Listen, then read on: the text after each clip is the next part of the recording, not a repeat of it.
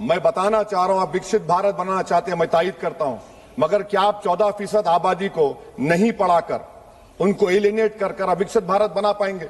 विकसित भारत उसी वक्त बनेगा सर जब मुसलमान समाजी, इक्तिसादी, तालीमी और माशी तौर पर ताकतवर होंगे। मगर अफसोस के साथ कहना पड़ा, सच्चाई है कि सरकार नहीं चाहती ये हो।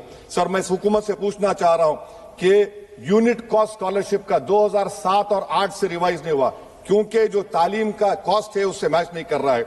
आप तीन स्कॉलरशिप को डिमांड ड्रिवन नहीं कर रहे हैं। 11 साल से आप 10 स्कॉलरशिप नहीं बढ़ाए, वही नंबर ला के रख दिए। मैं डिमांड ड्रिवन करने का मुतालबा करता हूं। सर, प्री मैट्रिक स्कॉलरशिप को क्यों 9th और 10th से शुरू किया था? Sir, highest drop out rate मुसलमानों का है, और हमारे मसीहा वेस्ट बंगाल में बैठे, वहां पर ड्रॉप आउट रेट मुसलमानों का 23%, आसाम में 30%। आसाम की सरकार गोली मारने का वीडियो कम बनाएगी तो शायद मुसलमान पढ़ ले तालीम में। सर, मैं मुतालबा करता हूं कि मौलाना आजाद फेलोशिप को दोबारा शुरू किया जाए ताकि अक़लियती और मुस्लिम बच्चे हायर एजुकेशन मुकम्मल कर सके। पेरेंटल इनकम आप इजाफा क्यों नहीं कर रहे सर? 1 लाख रुपए, 1.5 लाख रुपए क्या स्कॉलरशिप मिलेगी सर, बताइए आप। और सर, आपको मिसाल दे रहा हूं, आप तो काबिल आदमी हैं।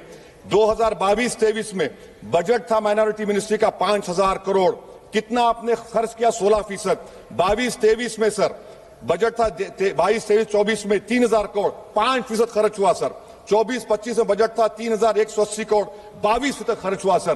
पीएमजेवी के स्कीम है 1,914 करोड़, उसको आपने कम कर दिया 1,565 करोड़। तो मैं सरकार से मुतालबा करता हूं कि मिनिस्ट्री ऑफ माइनॉरिटी के बजट का 10,000 करोड़ कम से कम होना चाहिए। तासुबियत को खत्म करिए आपकी स्कीम में सर।